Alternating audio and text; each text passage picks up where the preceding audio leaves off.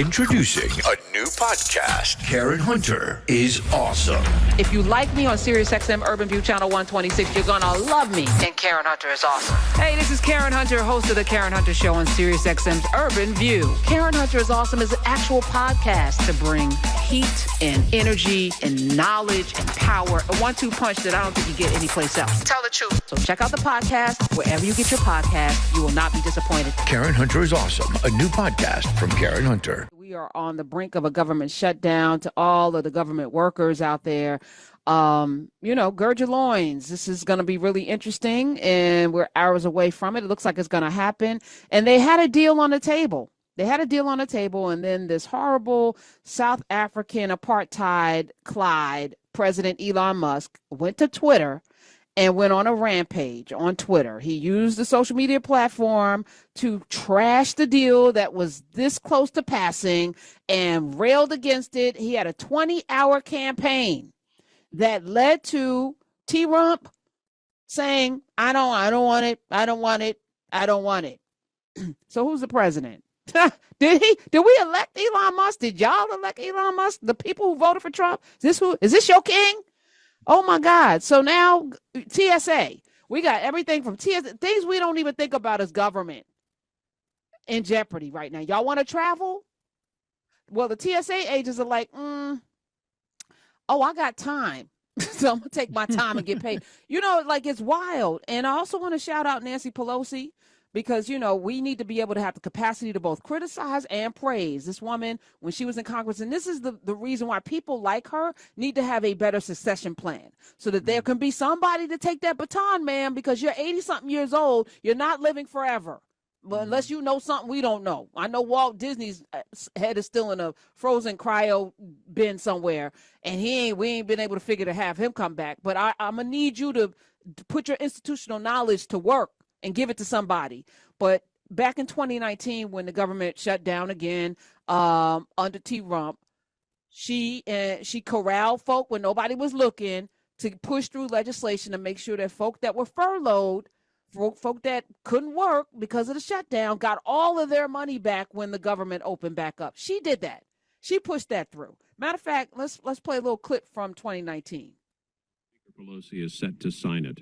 Good afternoon, everyone. I'm very honored to be here to sign this legislation, which is about fairness to our federal workers, our public employees. It should not be necessary. We shouldn't have a shutdown, but since we do, we want to ensure that our public employees, some of them are working without pay, some of them are shut out from working, but all of them will be assured that they will be paid. This is not just for this shutdown, but for all shutdowns, to remove all doubt.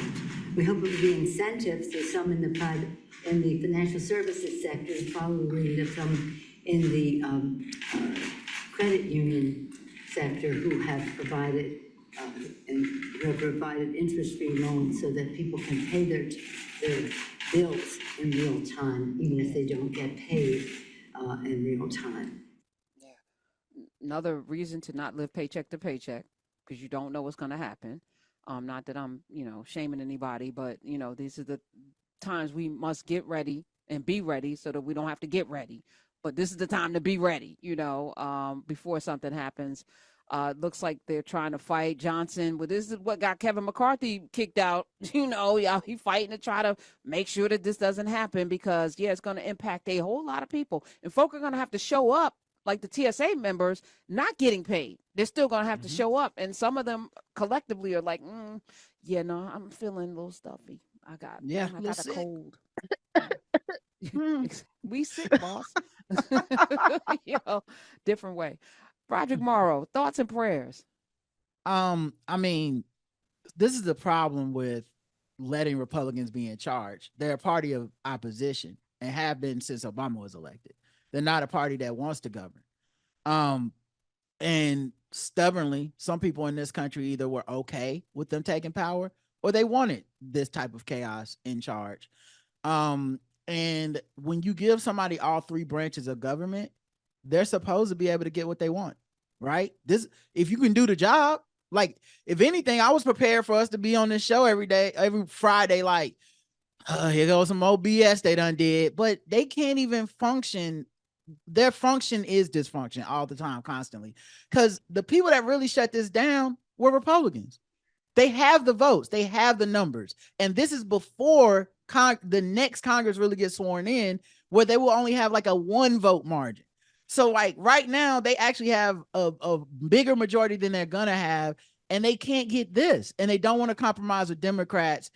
They want to make a show of not compromising with Democrats because they had a bill that was going to pass, and Democrats were going to help them co-sponsor that bill to keep for the better of the government. You know, this is the thing that the Democrats never get credit for, but I always will make sure to point out. They're the ones who want to govern. They're the ones who people will be mad at them for compromising, but if they don't compromise, this is what that looks like when you go, we refuse to work with the other party. Well, now government's about to get shut down. People are going to get furloughed. People aren't going to be able to get paid. Christmas presents, they're going to be in jeopardy until this gets done. And a lot of these people about to go home. Like, you know, like they already passed their raise. Okay, Congress about to go to the crib. Like, isn't that something? People are going to get messed up behind this. And so I can't even delight in the chaos of like, yeah, well, we told you. Because real people that aren't these people are the ones who are going to be hurt, real citizens. Yeah. And I didn't want that for anybody, even those people that voted the other way. I was not thinking like, oh, I can't wait for you to suffer. Like, we're all going to suffer. That's the problem. It's so disheartening that sentiment, Roderick, is not valued or even acknowledged on any it's so wild that we live in this world.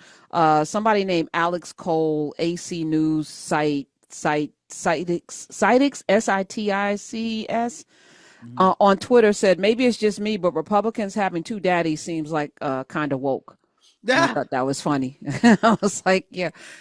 What do you say about Elon Musk is pulling the strings? He is president. He is the chief ruler. He is our new leader. Well, the fact that he could go on Twitter and do this, and Trump was with the legislation that was going to get passed, and then he reversed because this man went on a 20-hour, which tells you something about him. He went on a 20-hour rant on a platform that he bought to disrupt our elections. Yes, like over 100 tweets or something. It was crazy what he did. And I don't even follow him. I have him blocked, muted down to the sky. Correct. Me too. And you still end up seeing it because that's how big of a tantrum he threw. The thing for me is I cannot escape the irony of those people who feel like, I can't mess with Democrats because they have big donors or they have big names or some of these like billionaires give to them too. I completely understand that. And our politics is at an impasse where I don't think you can win president without those donors. Like it literally has once Citizens United passed and SCOTUS said corporations are people, you either got to get with some big money or you just go ahead and take that L, right? And I would love to have that rolled back, but I don't know how you roll it back if SCOTUS is like it is. Like everyone's got, we should roll it back. Okay, we all agree. How we gonna do it? Because when it gets challenged and go to the Supreme Court, guess what they finna do? They about to be like, nah, these corporations is people, like we told y'all. So now that you're in this game, what bothers me is that people do this false impartiality where they act like it's the same on both sides. One side gonna get some money from Bill Gates, and they still gonna pass that tax raise on billionaires. So that's the side I'm rolling with. But people act like both sides do this shit. This is nakedly a billionaire paying for an election so he can run the shadow government through a candidate that doesn't care about any of us. I don't understand how that wasn't enough for people, because it's not like this is a secret. So like none of this anger I'm expressing is me being shocked. It's just the anger I've had the whole time. And like, look at how nakedly they are doing this. And there's a type of person who's okay with it. Elon Musk was tweeting that it was the Democrats' fault. Now, it's obviously not true. You'll have the numbers. You have the majority. Your people are the ones that stood up to you and said, we ain't passing it. But what bothers me is that there's some people reading that and they're going to run with it. There's some news outlets that are going to print that and act like that's what's happening. There's some podcasts that are going to go out there and supposed to be news podcasts and be like, did the Democrats do it? There's some 24-hour news networks that are going to make that the question for the panel of experts plus one Republican and going to get up there and be like, hey, did the Democrats do this? I'm sick of it. I'm sick of them being the Lucy with the football. And it feels like that's where we're at constantly. And this is about to be it for the next however many years if we ever have another election. Oh, my God. Chip Roy, Representative Chip Roy from the great state of Texas. Republican Chip Roy from the 21st District of Texas. Chip Roy, Republican, had this to say. Please, Ms. Fact of the matter is $330 billion. Congratulations. You've added to the debt since you were given the majority again on November 5th. It's embarrassing. It's shameful. Yes, I think this bill is better than it was yesterday on certain respects, but to take this bill yesterday and congratulate yourself because it's shorter in pages, but increases the debt by $5 trillion is asinine. And that's precisely what Republicans are doing. I'm absolutely sickened by a party that campaigns on fiscal responsibility and has the temerity to go forward to the American people and say, you think this is fiscally responsible. It is absolutely ridiculous. Chip Roy, Republican, telling the truth. Did you hear how some of them tried to clap at a certain point where they thought he was about to praise the bill? They were like, oh, he's back on our side. We was like, look, the bill better than it was yesterday. It's like, yes. He's like, man, it still sucks. Yeah, no, I mean, but he's saying that what you just said, do we send these people there to govern or do we send them there to just be trolls?